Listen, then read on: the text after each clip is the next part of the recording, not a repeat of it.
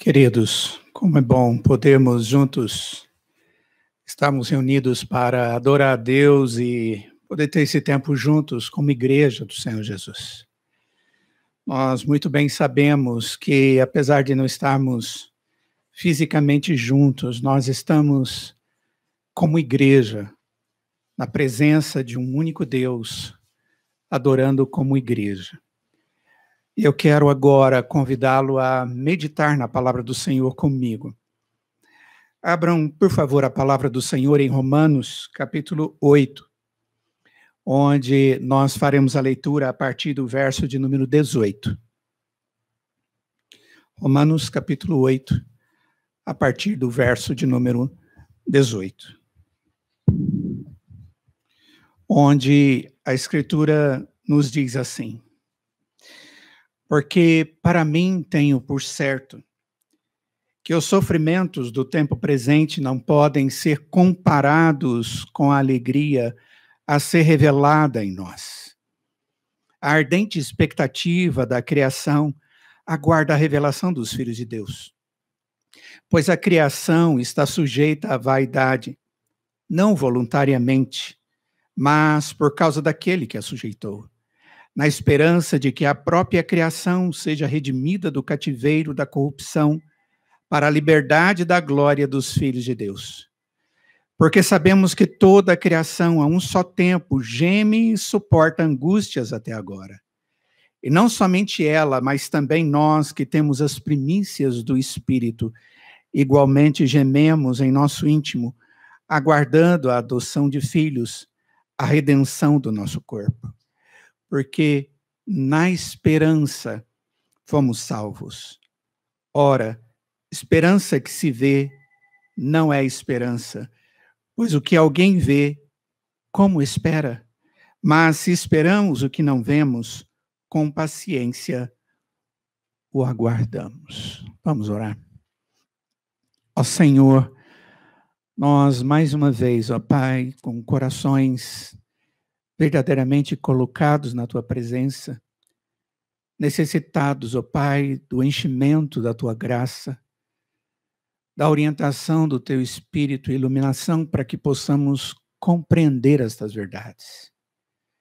Ó Deus, como o Senhor tem feito até agora para com a Tua igreja, esteja nos ensinando, ó Pai, esteja fazendo com que o nosso entendimento da Tua verdade seja o nosso alimento agora, para o nosso bem, para a honra e glória do nome excelso do Senhor, em nome de Jesus. Amém. Queridos, o nosso grande foco nesse texto todo que nós lemos será o verso de número 18. Na verdade, nós vamos hoje começar a estudar esse capítulo 8 de Romanos a partir do verso de número 18. E vamos ficar mais especificamente nesse verso, quando o texto diz: porque para mim tenho por certo que os sofrimentos do tempo presente não podem ser comparados com a glória a ser revelada em nós. Aqui o que nós encontramos é Paulo falando a respeito do sofrimento cristão. E é exatamente por isso que achei propício estudarmos sobre esse tema. Quando ouvimos essas palavras registradas aqui nesse texto de Romanos 8, pelo apóstolo Paulo, talvez pudesse vir no meu coração, ou no seu coração, ou no coração principalmente daquele que não conhece bem a história do apóstolo Paulo contida na Escritura, de que é alguém que está falando de algo estranho a ele, sofrimento. Contudo, quando nós olhamos para o contexto, nós vemos um homem extremamente familiarizado com o sofrimento, com as dificuldades bem diferentes do que aquelas comuns da vida. As coisas que nós vemos aqui foram escritas por alguém que estava sob a orientação do Espírito Santo de Deus e que experimentou difíceis situações e aflições. O próprio apóstolo Paulo, quando fala a respeito da sua vida, das dificuldades que ele enfrentou por causa do seu ministério. Em 2 Coríntios capítulo 11, ele cita algumas coisas que nos faz até ficarmos espantados. Ele diz como, por exemplo, em 2 Coríntios 11, a partir do verso 24, que 5 vezes ele havia recebido dos judeus uma quarentena de açoites menos um. Que ele foi 3 vezes fustigado com varas. Uma vez ele foi apedrejado. Ele naufragou ou esteve em 3 naufrágios, que um dia e uma noite ele passou na voragem do mar. Ele esteve em perigos de rios, de salteadores, junto aos seus patrícios, em perigo entre aqueles que não eram da mesma religião que ele, como os gentios. Ele fala que ele esteve em perigos durante o período que estava na cidade, no deserto, no mar, entre falsos irmãos, em trabalhos, em fadigas, em vigílias, diz ele muitas vezes, passando fome e sede, em jejuns muitas vezes, sofrendo frio e sofrendo nudez. Paulo era um homem que sabia o que significava sofrimento. E ele não está falando de algo que ele não desejava que aquelas pessoas não vivessem, ou que tinham anseio de que elas vivessem. Mas ele está falando a respeito de uma realidade. Sofrimentos são coisas que nós vamos passar. Todos nós passamos. Quando fala Paulo que ele considera os sofrimentos desse tempo, ele diz que a verdade é que nós todos vivemos sofrimentos. Mas a grande argumentação dele é que às vezes ficamos tão angustiados e tão presos aos sofrimentos, ou à possibilidade dos sofrimentos, que nós perdemos a noção da graça de Deus e da glória de Deus que há de ser revelada em nós.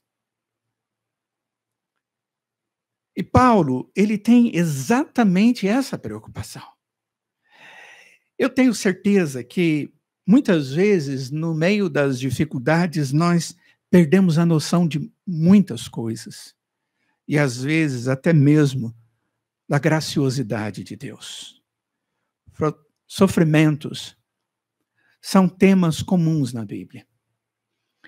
Pedro, na sua primeira carta, capítulo 4, ele fala dos sofrimentos de Cristo, como algo que nós podemos compartilhar com Cristo, na medida em que os cristãos são fiéis, segundo o modelo que é Jesus.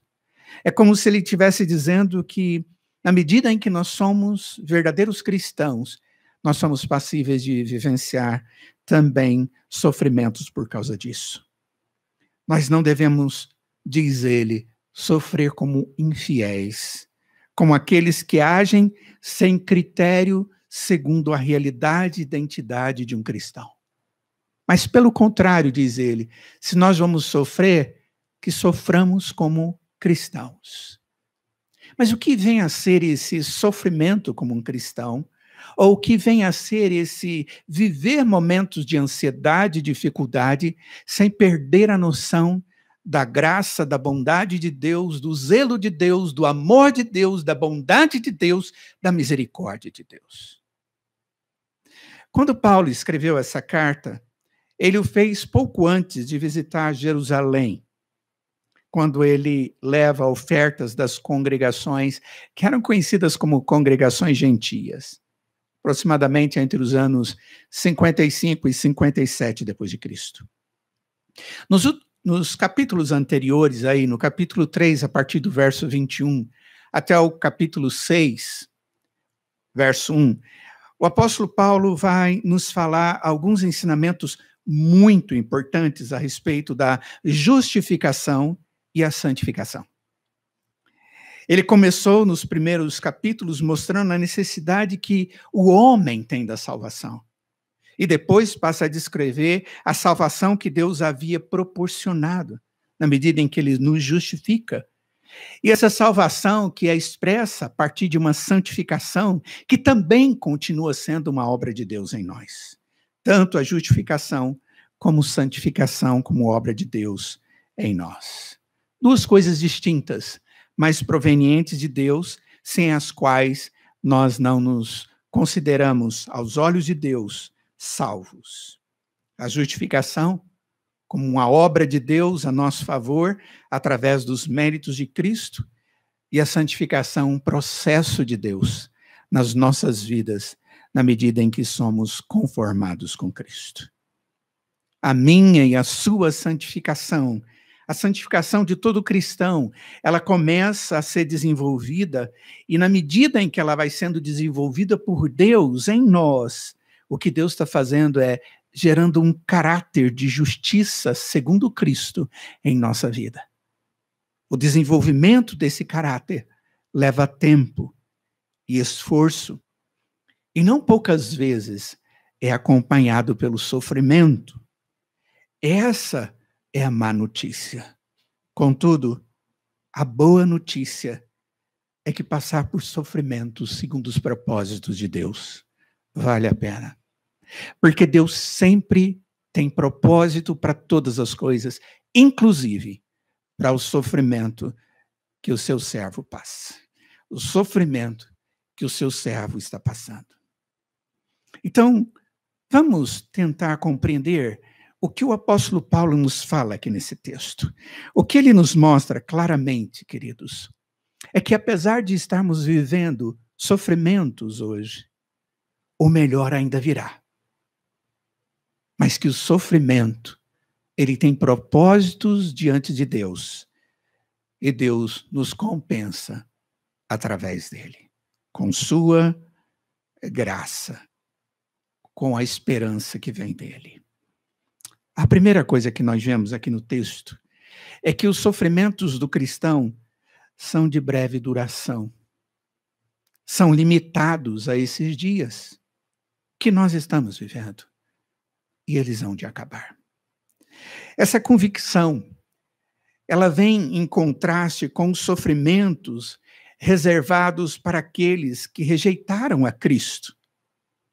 Porque o que fica claro na Escritura é que aqueles que deixaram Cristo de lado, na medida em que ouviram a respeito de Cristo, do testemunho de Cristo, do amor de Cristo, aqueles que vivem como se Deus não existisse, aqueles que não têm a Jesus nos seus corações, diferentemente daqueles que creem em Cristo, os incrédulos, os seus sofrimentos são presentes, mas haverão de ser contínuos, e na eternidade acontecerão ainda.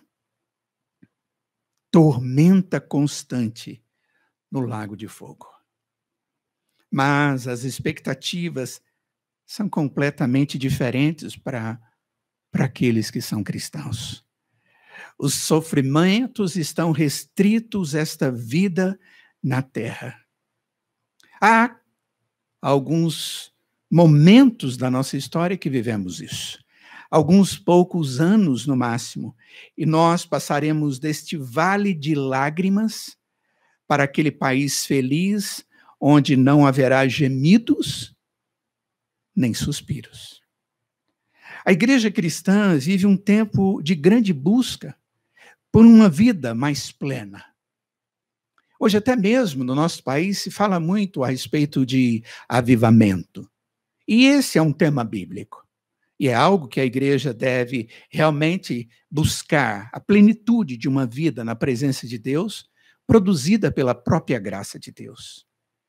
Esse é um assunto importante e desafiador para nós, Igreja do Senhor Jesus, em todos os momentos. Contudo, em certos períodos da história, é um assunto quase que unânime. E nós estamos passando por um momento destes. Avivamento significa ter a abundância da vida de Deus, de Cristo, sendo manifesta na sua igreja. E quando a abundância da vida de Cristo está sendo manifesta na vida da igreja, que é o somatório daqueles que conhecem a Jesus como Salvador, existe uma santificação dinâmica. A igreja passa a olhar para Cristo e desejar cada vez mais e de forma cada vez mais intensa se parecer com Cristo Jesus. Quando existe essa busca de avivamento e esse avivamento começa a acontecer no seio da igreja do Senhor Jesus, a adoração ela fica cada vez mais cheia de vida. E existe uma verdadeira motivação para o desenvolvimento de ministérios pessoais, onde os crentes querem servir a Cristo, e principalmente a proclamação do Evangelho. Mas existe uma outra característica que normalmente acontece nesses momentos, que é o sofrimento por Cristo Jesus. Esta é uma das evidências da vida e plenitude da graça de Deus no meio da igreja. Ela começa a ser percebida. E o mundo não suporta isso. Satanás não gosta disso. E a igreja sofre. Para muitos, atualmente, sofrimentos têm sido tratados como ausência de Deus. Mas não é assim que a Bíblia ensina. Em 1 Pedro, capítulo 4, a partir do verso de número 12, Pedro enfatiza as perseguições que o povo estava sofrendo como um fogo ardente que surgia no meio da igreja. Verso 12. Algo destrutivo e difícil de ser tratado. Mas ele traz algo ou um detalhe que seria muito importante para nós. Diz o texto que esse fogo ardente, ele tem a função de provar. E não deve ser entendido como algo que acontece somente conosco. Pedro enfatiza a alegria de podermos sofrer na companhia de Cristo, o verso 13, como alguém que sofre por amor do amor e fidelidade a Cristo. Isso nos conduz à convicção de que a nossa alegria ocorre porque sobre nós repousa o Espírito da glória e de Deus. É como nos adverte Paulo para o presente tempo. Ele faz os nossos olhos olharem para a expectativa daquilo que é o propósito de Deus. E o propósito de Deus, ao permitir que sofrimentos estejam sobre todos, inclusive sobre a igreja,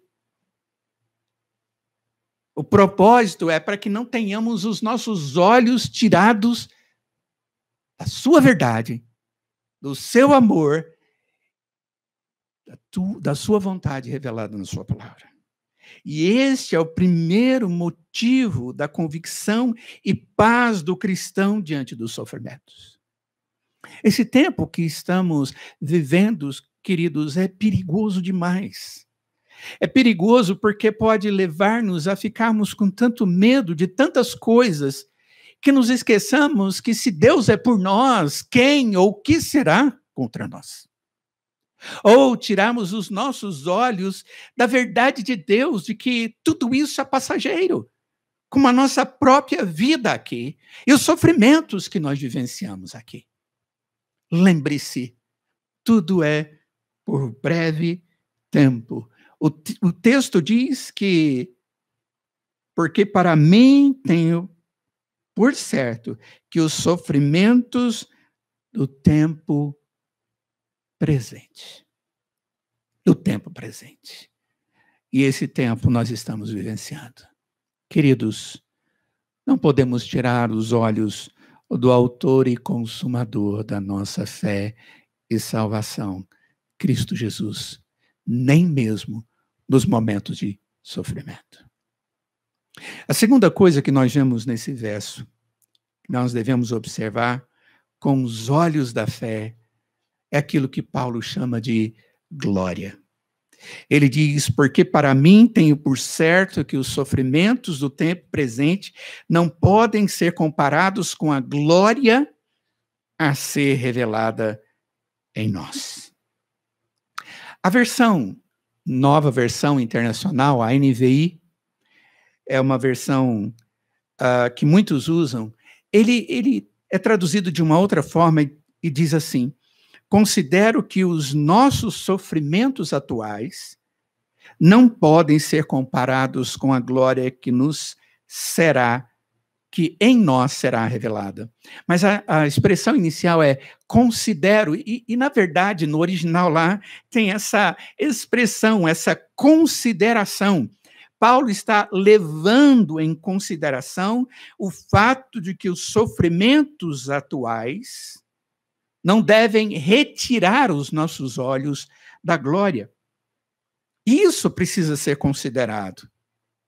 Essa consideração é a mesma palavra, ou considerar é a mesma palavra que Paulo usou ao longo do capítulo 4 para falar de sermos considerados. Nós somos considerados, ou a ideia é de sermos pesados por algo,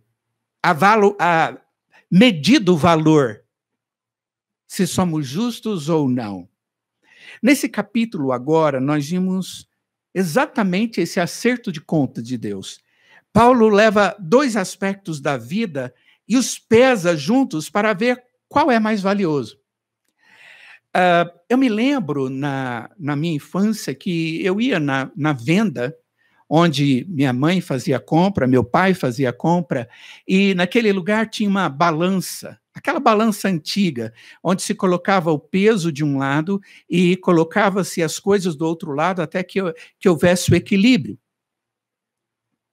Agora pense numa balança dessa, e vamos colocar de um lado uma pena, e vamos colocar do outro lado uma pedra de um determinado tamanho. E nós vamos ver que a pedra vai ficar descompensando aquela balança. A pedra tem um peso maior do que a pena. Assim como o peso de uma pena não é nada quando comparado ao peso de uma pedra, o peso do meu sofrimento, do seu sofrimento, do sofrimento do povo de Deus, os quais nós passamos atualmente, não é nada, diz o apóstolo Paulo, quando comparado à glória que deve ser revelada. É como se ele estivesse dizendo, essa comparação é desproporcional. Você está olhando para essas coisas que geram sofrimento e está dando um valor desproporcional para isso, ao ponto de perder a noção do que é mais importante. E até mesmo mais importante do que a nossa vida é a glória de Deus. E não só a glória de Deus, mas é o fato da glória de Deus ser revelada em nós, ser nos dada. E nós podemos experimentá-la. Sabe, queridos, o texto não está dizendo que o sofrimento não dói. Em momento algum, Paulo está dizendo isso. Não é que as coisas ruins realmente não aconteçam. Paulo também não está dizendo isso. É apenas que o bem é muito melhor para tornar o sofrimento e as coisas ruins inconsequentes em comparação. Eu não posso dizer que as coisas ruins não são ruins. Elas são ruins. A Covid-19 é ruim. Essa enfermidade causada por causa dela é ruim. Aquilo que as pessoas estão sofrendo é ruim. A ansiedade que vem sobre nós é ruim. Todas essas coisas são ruins, mas elas não podem ser medidas e levadas em consideração e valorizadas ao ponto de perdermos a noção daquilo que é melhor, é maior e é glorioso e nos é dado em Cristo Jesus. Sabe, amados, este é um dos reais testes da fé. O cristão tem um apoio sólido no tempo da aflição, enquanto o incrédulo não tem. O servo de Deus sabe que na presença de Deus nós encontramos a abundância de alegria. A fé se apoia nesta verdade, apropriando-se disto e vivendo hoje nesta alegre esperança, Porque nem mesmo o pior dos vírus, ou a pior das guerras, ou a pior das dificuldades que vivenciamos na vida pode tirar de nós a verdade que Deus nos deu e a crença que nós temos nesta verdade e no Deus desta verdade. Da mesma maneira que Israel, no deserto, foi encorajado por uma visão do que os aguardava na terra prometida, assim, os que caminham na fé contemplam que os seus olhos ainda não viram. Aquele povo andou durante 40 anos até a terra prometida, aguardando o cumprimento da promessa de Deus. E eles aguardaram até que eles pudessem contemplar o cumprimento daquela promessa. Isso é fé. Esses são os olhos da fé, que contemplam aquilo que ainda não se viu. Em Números capítulo 13, verso de número 23, diz: depois vieram até o vale de Escol e dali cortaram um ramo de vide com um cacho de uvas, o qual trouxeram 2 homens numa vara, como também romãs e figos. Depois, no verso 26, diz assim: caminharam e vieram a Moisés e Arão, e a toda a congregação dos filhos de Israel no deserto de Parã, a Cádiz. Deram-lhes conta a eles e a toda a congregação, e mostraram-lhes o fruto da terra.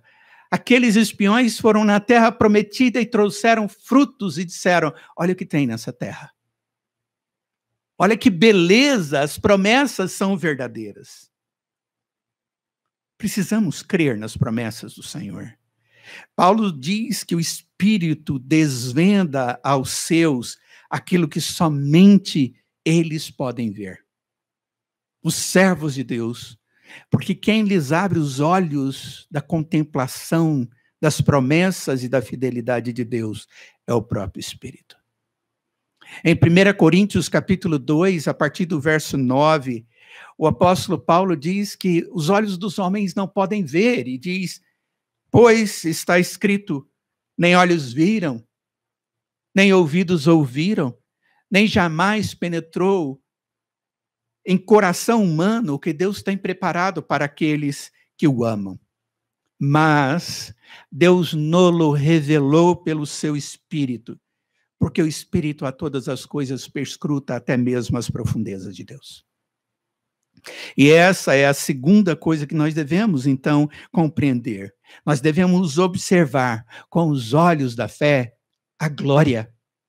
Cuidado, para que em momentos do sofrimento você não esteja desviando os olhos da promessa da glória de Deus reservada para a sua vida, se você crê em Cristo.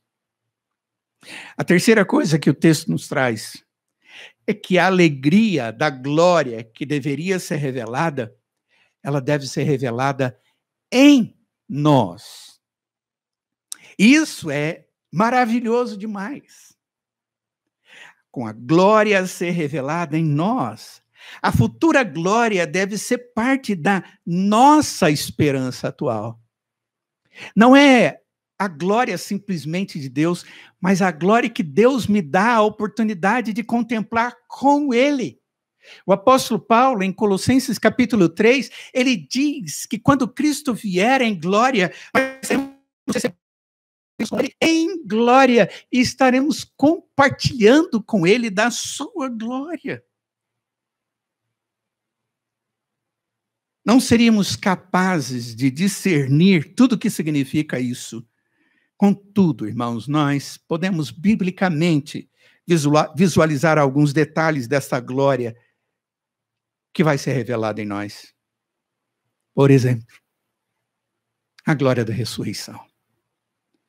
No capítulo 8, no verso 23, Paulo argumenta que os cristãos têm as primícias do Espírito e que a própria criação é aquela que geme aguardando. Mas aqui ele diz que nós temos as primícias do Espírito e que gememos em nosso íntimo, aguardando a adoção de filhos, a redenção do nosso corpo. Ou seja, apesar de já existir a convicção através do Espírito, como primícias de que as promessas se cumprirão, gememos, sofremos, aguardando a consumação das promessas de Deus. O próprio apóstolo Paulo, em 2 Coríntios, capítulo 4, a partir do verso 15, verso 7, ele enfatiza que apesar das dificuldades ministeriais que ele tinha, tudo é feito para que haja fruto, vida, apesar até mesmo do sofrimento. Sabendo que aquele que ressuscitou ao Senhor Jesus também nos ressuscitará com Jesus. E isso tem a ver com glória. É aquele que nos ressuscitará com Cristo Jesus em glória. Deus nos dá a glória, irmãos, da ressurreição, mas Ele também nos dá a glória de um corpo perfeito nessa ressurreição. Deus nos dará um corpo que estará sendo restaurado à imagem do Adão, mas não do primeiro, e sim do segundo, Jesus Cristo. Um corpo incorruptível. Ele nos dá a glória de uma mente transformada. Deus nos dá a glória de termos uma santidade plena. Deus tem tantas promessas para nós, irmãos. E estas coisas devem ser maiores do que os sofrimentos que vivenciamos. E é por isso que nós nos diferenciamos daqueles que não creem em Deus. Concluindo, queridos, nós estamos subordinados a um Deus verdadeiro, que é proposital em todos os seus decretos e ações. Mesmo o sofrimento cristão tem propósito, por mais incompreensível que pareça. Eu sei que existem incrédulos sofrendo com esta doença. E eu sei que existem crentes também sofrendo com essas doenças. Mas existe diferença. Porque os sofrimentos dos cristãos têm propósitos diante de Deus, para a sua glória e para a glória de Deus.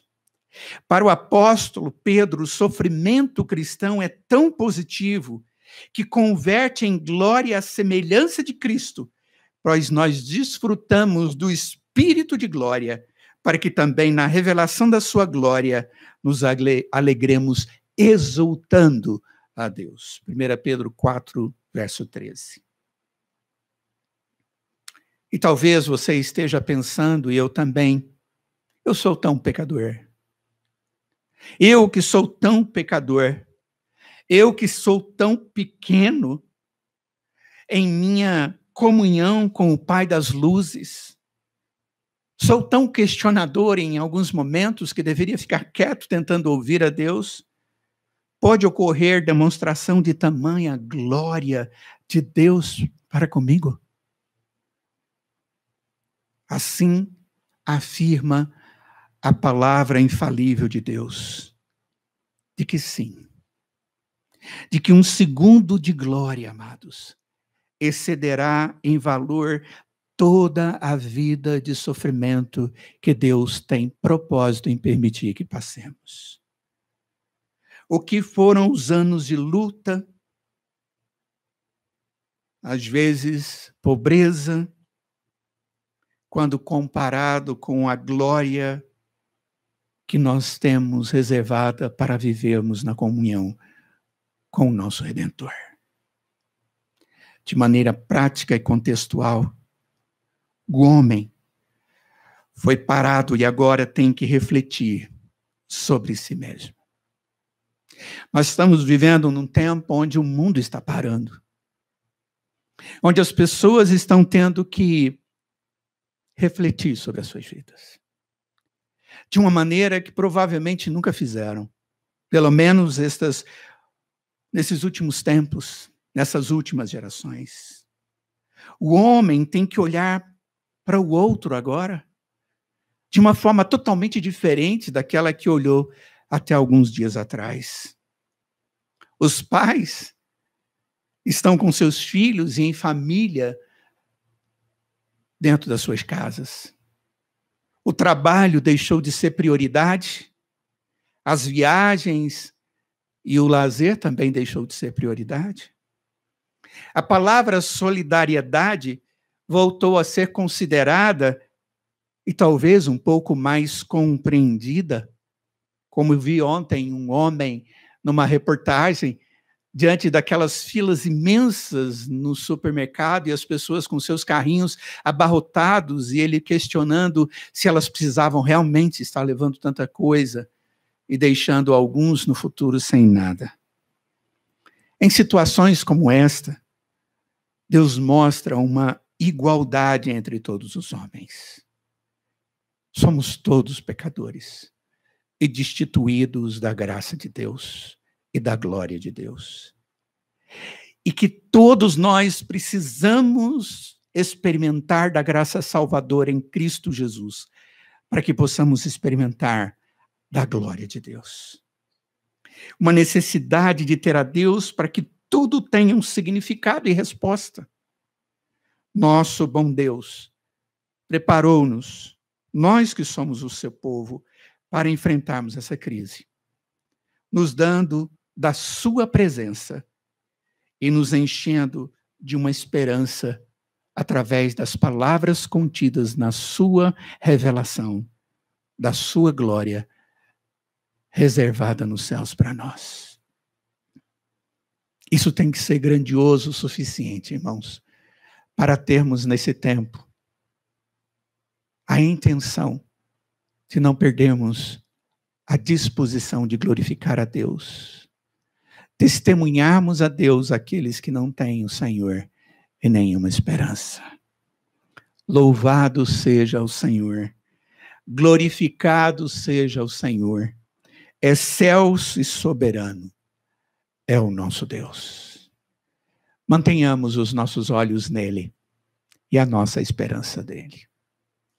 Nem mesmo a pior das crises que talvez boa parte de nós já tenha vivido no mundo será maior do que Deus e a sua promessa de glória contida na sua palavra.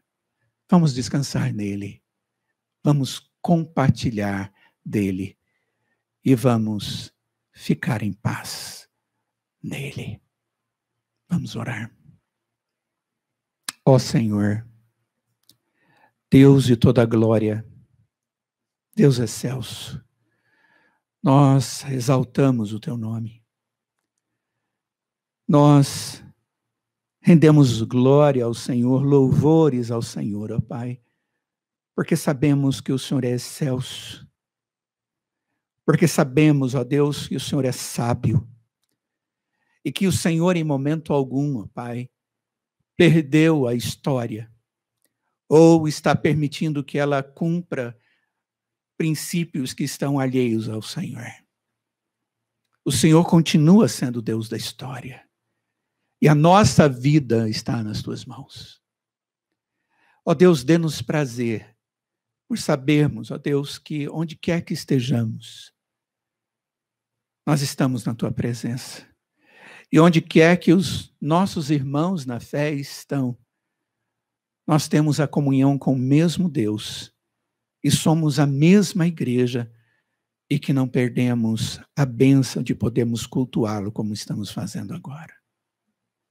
Livra-nos do pecado, ó Deus, de permitir que os sofrimentos, que as dificuldades, que os temores da vida contemporânea estejam tirando os nossos olhos do Senhor e das tuas verdades reveladas na tua palavra.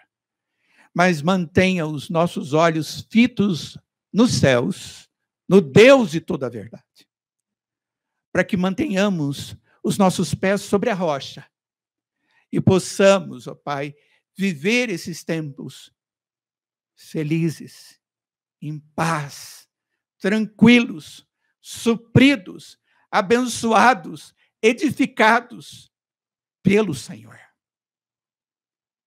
Ó Deus, atenta à oração que fazemos por nós, a tua igreja.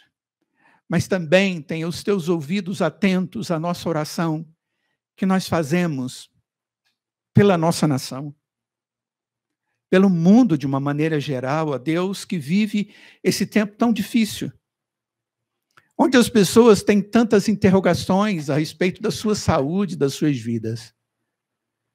Permita que nesse tempo, ó Deus, seja o tempo propício onde o teu evangelho chegue no coração dessas pessoas como resposta. E que nós, como igreja, ó Deus, estejamos sendo usados pelo Senhor com as ferramentas que o Senhor nos dá para proclamarmos a salvação que há em Ti. Cuida daqueles, ó Deus, que têm sido ferramentas para cuidar da população. Os profissionais da saúde, ó Deus, livra-os do mal. Aqueles, ó Deus, que estão no fronte, cuidando das coisas que estão acontecendo. Ó Deus, tira o temor deles e supra-os nas suas necessidades e dos perigos. Abençoa a tua igreja, Pai.